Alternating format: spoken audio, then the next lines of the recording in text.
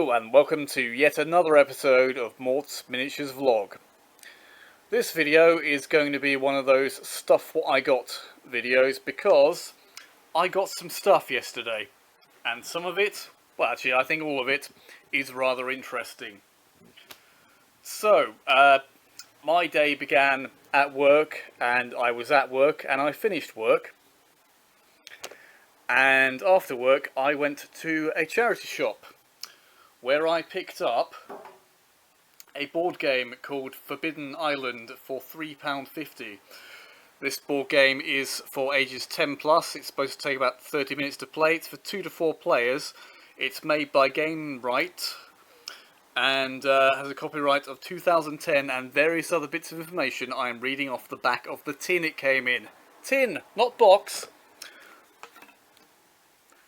But tin that doesn't fit in frame when I've got the camera set up like this. That was pointless. Maybe I will cut in a thing showing you the tin in this bit.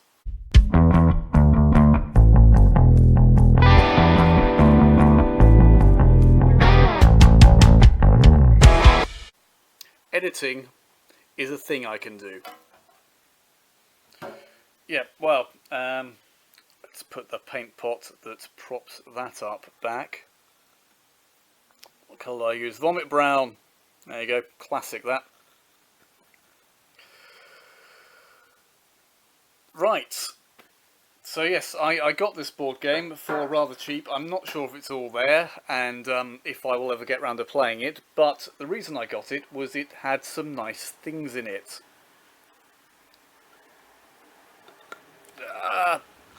Oh, that's ruined everything now. That just looks amateurish now. I've knocked something over. Right, there we go. These 4 artifacts of the elements.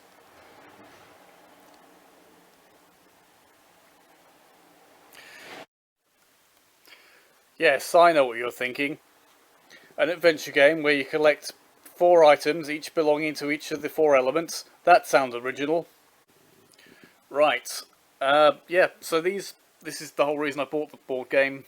For these, I think these will paint up rather nicely. Here's the Earthstone, which I think represents some kind of geode. That'll look quite nice. The Crystal of Fire. A lot of people just wouldn't paint that up and leave it how it is. I'm going to paint it up. The Chalice of the Ocean, I think this one was called, or the Chalice of the Tides. It's a big old cup with tentacle and fish scale-like details on it. Rather nice. I think that will make like a nice sort of brazier for a sort of Lovecraftian tentacly themed dungeon. Or any kind of sea-based one, really, I guess. And finally, this sort of griffin slash manticore type winged lion guy, which is apparently the Statue of the Winds, so go figure. That'll make a nice statue for a dungeon though, I think. Yeah, these are quite nice. But this isn't all I got that day. I also, after having gone to the charity shop, went to a place called Hobbycraft, which is a craft store which sells stuff for hobbies. You may have been able to glean this from the information given in the store's name. Right, I need a pair of scissors. There will be a brief cut. While retrieving the scissors, I became aware of an unintentional pun I just made.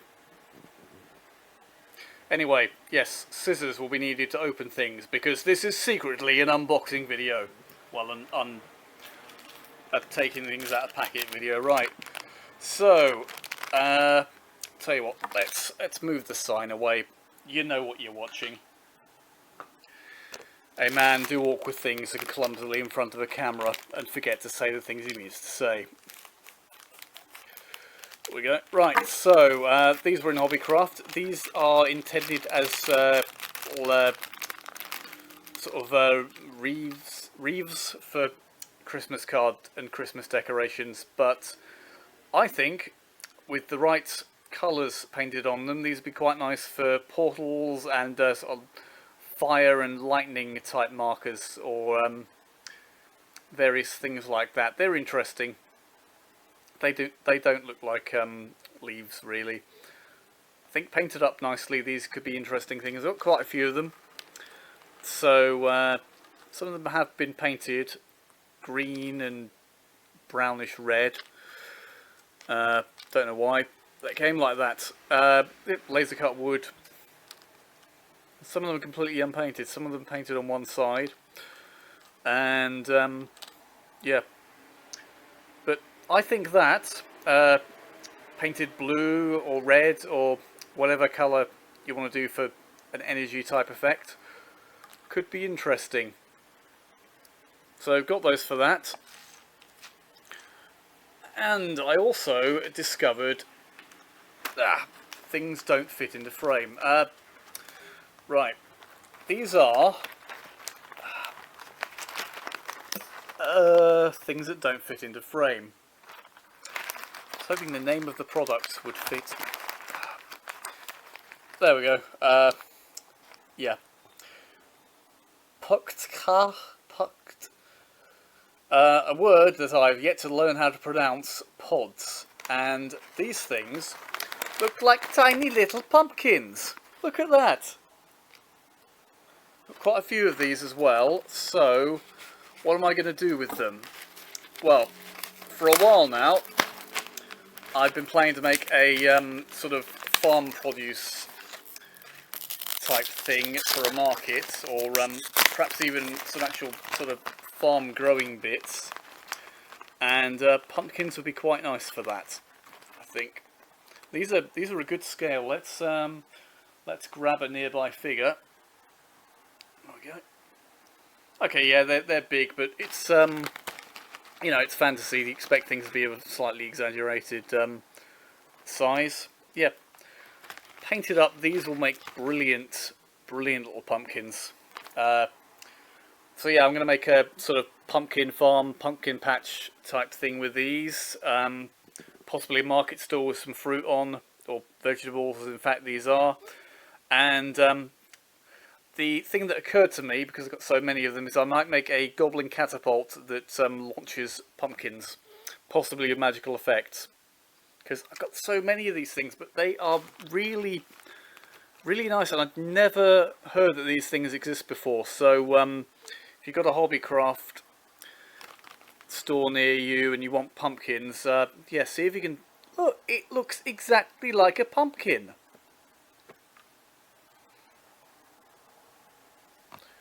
These came from Hobbycraft. I'm trying to better mention where I get things in my videos.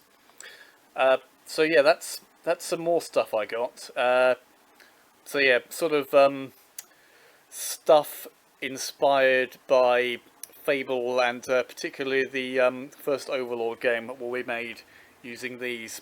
Look how nice they are, and how bad my lighting is. Right, let's put those back in their bag and possibly rebag them later, because it's not a resealable bag. There's the Rogue. Right, and finally, having gone to those shops, I popped over to see my friend Dan, and we talked about miniatures for a bit, like we do. There's a staple left there, and there's things in the background. There we go. That didn't help. Right. And he gave me these two miniatures. These are Pathfinder miniatures from 2005.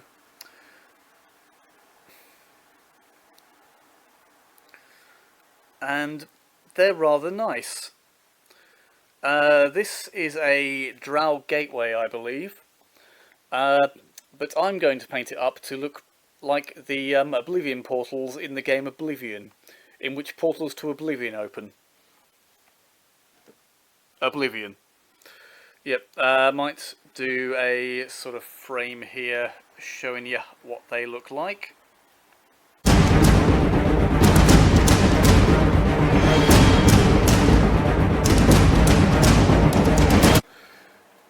And this demon guy, covered in horns and tusks and spikes and things, should paint up quite nicely. Yeah, this is so nice. Loads of great detail on it. It's got runes on it. It's got these on the Plaizo. Is it pronounced Plaizo? I don't know.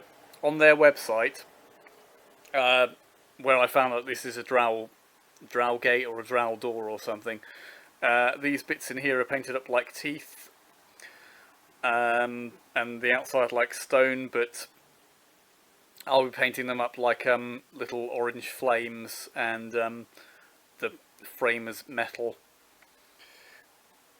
It's not that big for a demonic portal, so what I might do is put it on quite an elaborate base to make it look bigger. But yeah, it's nice. It's the sort of thing that could unleash all kinds of demons, including possibly this one, or a Cacodemon! I probably shouldn't make that a catchphrase. Right, I think that was everything I was going to show you. Yep, I need a goodbye catchphrase. They are exactly like tiny pumpkins. It's amazing. How did I not know these things existed?